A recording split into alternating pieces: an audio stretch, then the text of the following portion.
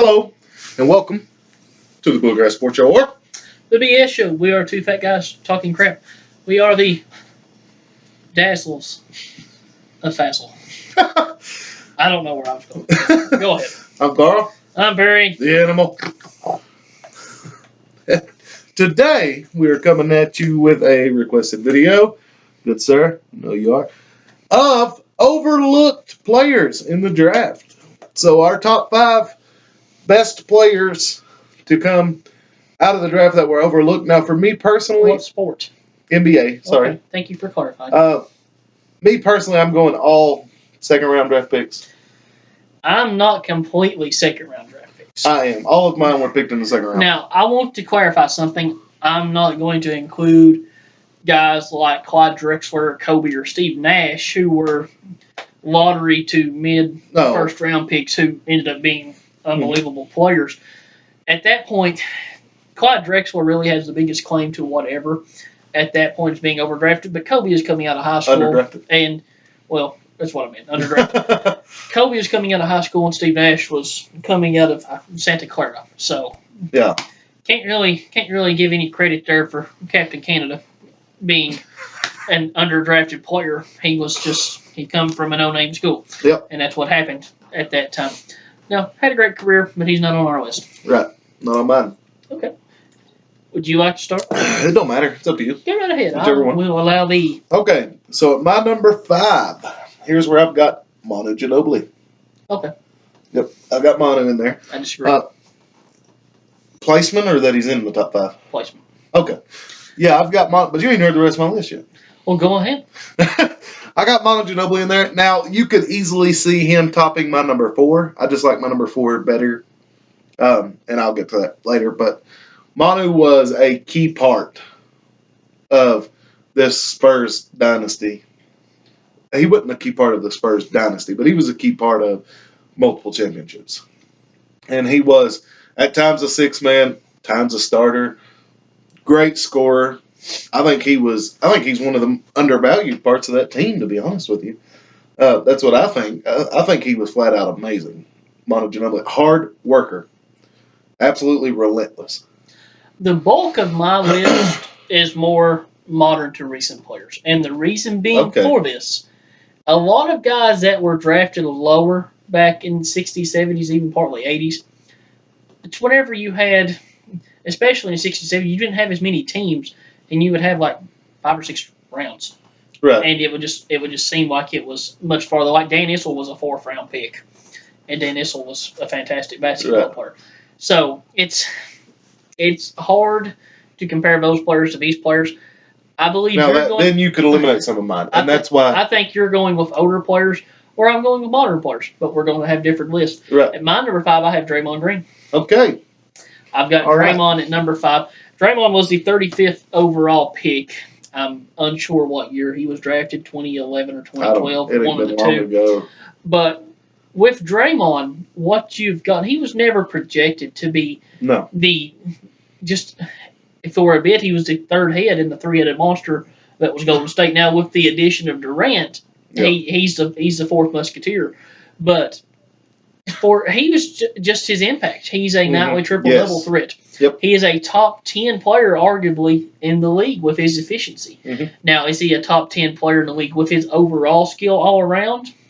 Or is he a top 10? Well, what I'm saying, is he a top 10 player in one specific area outside of defense? Maybe not. Playmaking, absolutely. Right. He's not going to be a top 10 scorer. Mm-hmm. He's going to be a good rebounder. Now, whether or not he's a top 10 rebounder or not, who knows? He's not going to be top 10 in assists. But whenever you put all of that in together, he's going to be a guy that, on a given night, can go out and get you 15, 8, and 7. Right. And that's just immaculate to me, especially getting that type of quality player and someone who can guard the opposing team's best player no matter the position. Point guard through center, getting that at 35, that's a lock on this list for me. Right. Now, my number 4, this is where I have modern-day Isaiah Thomas. Ooh. And the reason being, he was 3rd in the league in scoring last year, and he's been on the radar as a top-rated scorer in the league for 3 or 4 seasons now. He was the 60th pick in his draft, in the 2011 draft. Mr. Irrelevant is the name given to the very last pick of a draft, no matter the draft you're in. Right. He was the NBA's Mr. Irrelevant for that draft. Here he is at this point, being third in the league in scoring, was the best player and the leader for a Boston Celtics team that just won the Eastern Conference regular season and was the overall number 1 seed going into the tournament. And he was just also a key piece in a blockbuster deal with Kyrie Irving this past summer. Right. So if you put where he was drafted with his projection, Kentucky beat him in 2010, 2011, by the way. Brandon Knight and Terrence Jones beat Isaiah Thomas in Washington. But if you put his placement, it's hard to argue it. I don't have him in mind. I would disagree with you on your list, then. Well, it depends on, I think, if he's not the man, his numbers take a serious toll. That's just what I think. But he's the man on a good team. Yes. That's the difference. It's not that he's the man in a small pond. Right, He's not a big fish. Yeah, I know what you're saying. And it's odd to look at him as a big fish because even with his body size, if you throw him in a pond, he's still a relatively small fish. But it's hard to look at Isaiah Thomas at this point as a big fish in a small pond because he's put up the numbers and led Boston. Right. I agree. And my number 4 is Draymond Green. Okay. Yep. Okay. So he's on my list. Okay, so you did value Draymond. I do. And with you spoke about this before, and I'm the same way. We value versatility. Yes. And he's one of the most versatile players ever. Yep. He's amazing. He's Dennis Rodman with the ability to handle the ball and shoot. He's a lot. He may not be he's not the rebounder. He may not be the rebounder and defender, but I don't know about. I don't even know about defender. He may be as good a defender because he's better on the perimeter. Maybe. Post, Rodman could guard perimeter players in his younger day. But not. I don't think as good as Draymond. But he beats him in the post. Yes. So Draymond is much more of a lethal offensive weapon. He is. Yes. And I've got him at number 4. And he's just an assassin at taking out testicles. My top 3. This is where you're not gonna like them. Okay. I went with older players. So my number 3 is Tiny Archibald. Drafted number 19. And he was the first player ever to lead the NBA in scoring and assists in the same season. But you did touch on the fact that it was a smaller draft. If you go now time, he would be a first-round draft pick. Right? But I do have him on my list. So I know you dislike that one. And it's not that I dislike it. It's just the emphasis that I put for my overlooked players is a different emphasis for what you put with yours. Right. To me, we're talking about a smaller amount of teams. He was overlooked, essentially, because there's plenty of actual first-round picks that he was much better than. Absolutely. So he was kind of overlooked, but it's in the same sense of Drexler. You know what I'm saying? Mm-hmm. So I understand your argument. So I guess we're on to, because I got 2. So you're up with your number 3. My number 3. This is where I have an undrafted player. Ooh, okay. I have Ben Wallace at number 3. Ooh. I didn't include Big Ben, but I gave thought to it. Ben Wallace is regarded to he wasn't an offensive player at all, but he was a very good athlete. He could play above the rim. He could score. He was kind of like a DeAndre Jordan. That's what I was going to say. He was DeAndre Jordan, but he was before better DeAndre Jordan. Than DeAndre. He was Jordan. much better than DeAndre Jordan. He's 2 or 3 inches shorter than DeAndre Jordan, and he was just a mammoth of a man as far as just his defensive ability, his strength, and his athleticism. Oh, man. He's regarded as one of the 3 to 4 best defensive centers of all time. Ever. And not only could he guard the 5 spot, he could move down and guard 3s and 4s. Yep. He was athletic. Ben Wallace was the defensive anchor to a Detroit Pistons team that went to 5 or 6 straight Eastern Conference Finals. And one of my favorite pictures ever, especially with Ben Wallace, was Shaq's going for a dunk, right? Ben Wallace going to block it.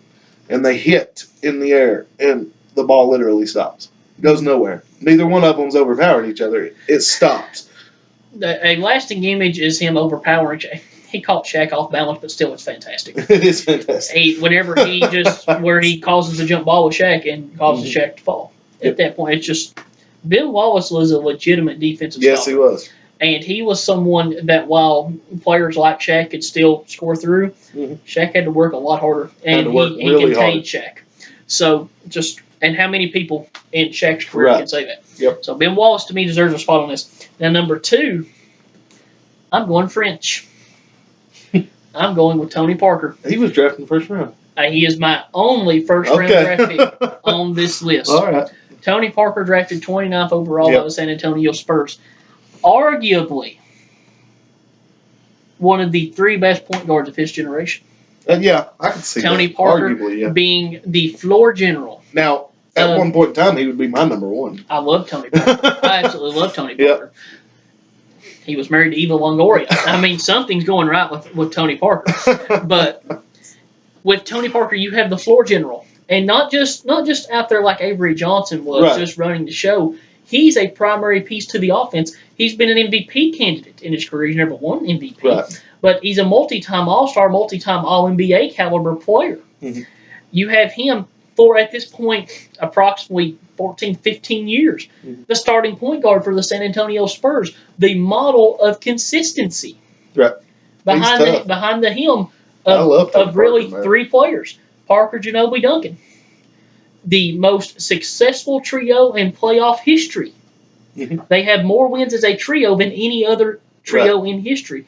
Tony Parker, the number 2 most overlooked player in NBA draft history on my list. Right. And I completely can see that. I just didn't include him because he was drafted. I seriously researched it to see if I was drafted. He was picked in the first round, and he was. And I was like, gosh, because I wanted to put him on here. And you could easily say that. Would you like me to say a controversial statement? What's that?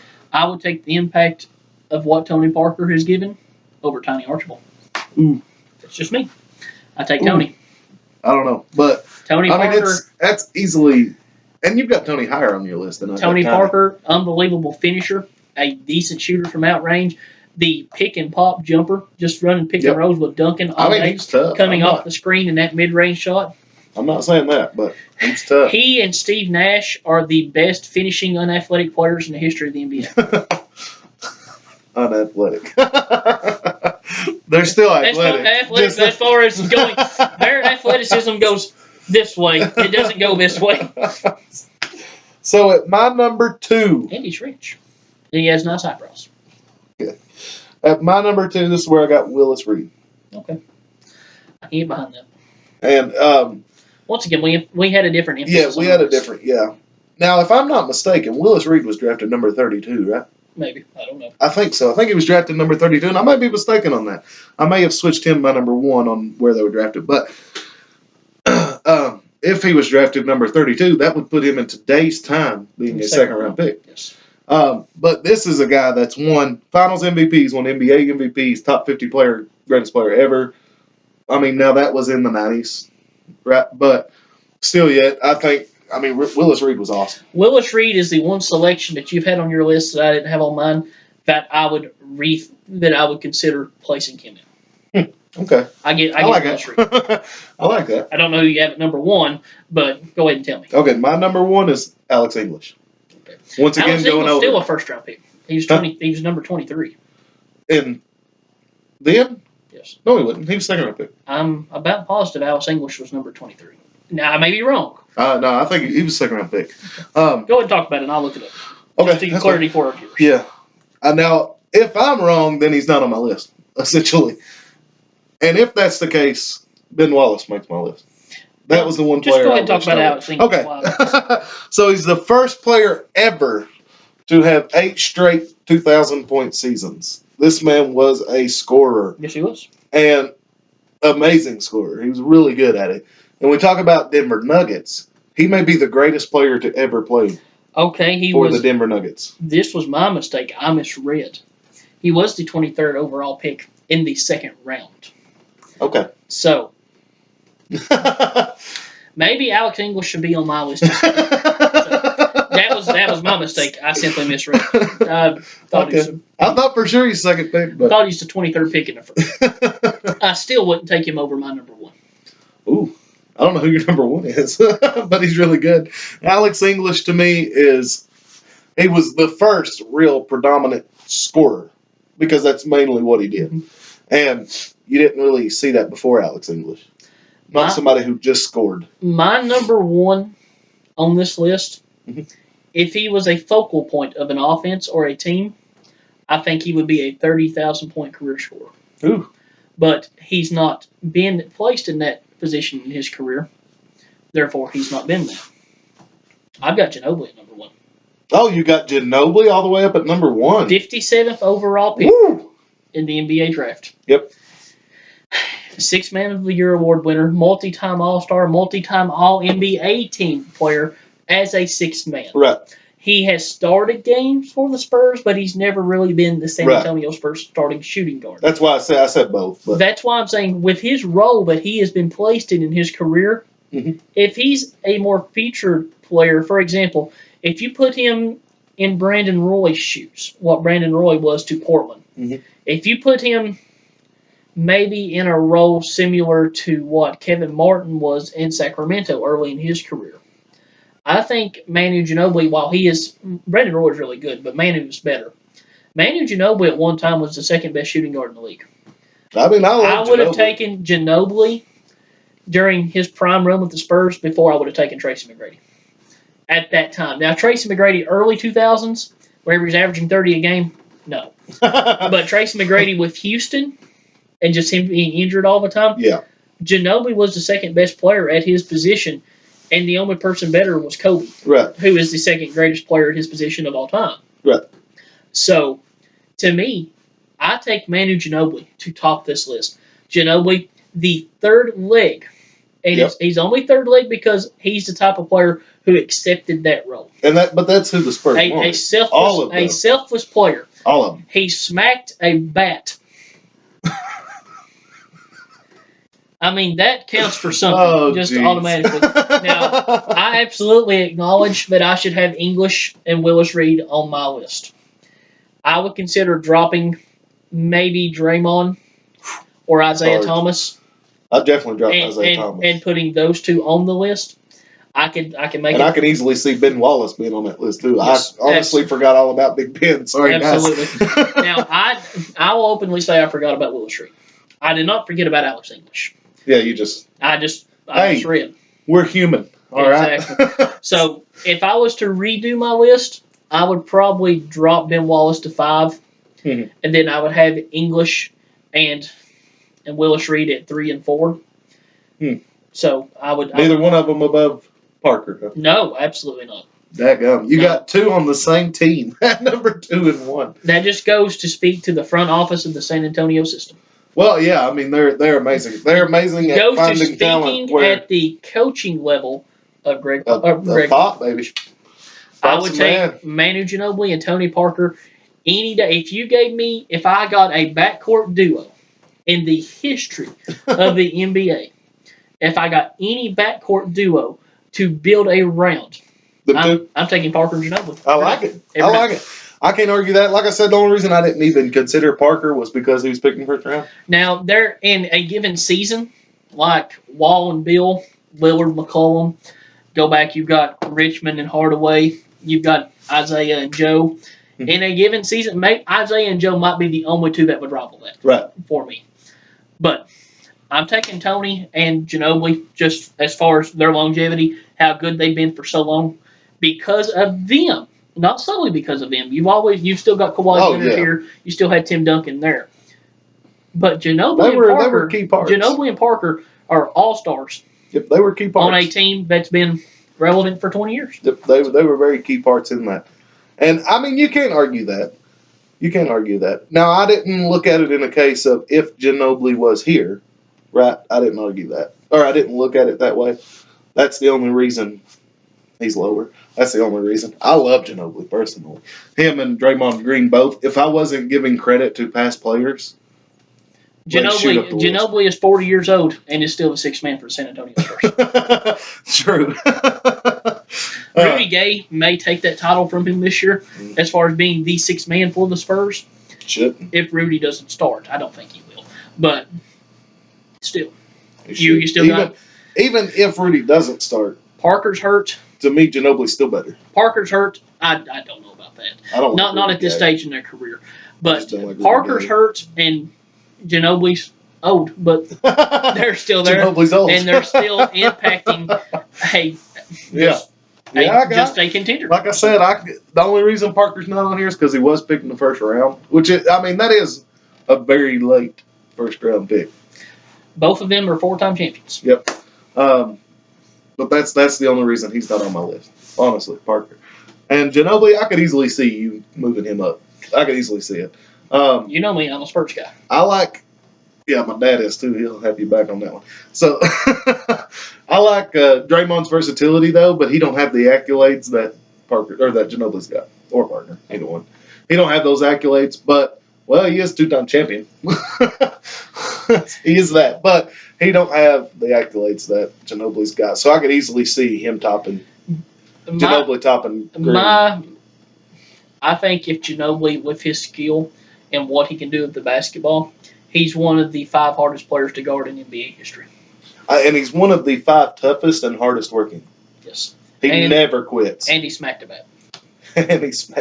So anyway, guys, that's our picks for the top 5 most overlooked players in the NBA draft. And even in this draft, we overlooked players. Yeah. But that's just, we're human. So they were so overlooked, we even overlooked them again. So if you liked it, hit that like button and that subscribe button. Like us on Facebook, Bluegrass Sports Show, Twitter, Bluegrass Sport 2. Make sure you share it, guys. Help us get there. Thank you, guys. We enjoyed this video, I believe. Did you? All right. Have a great day, guys.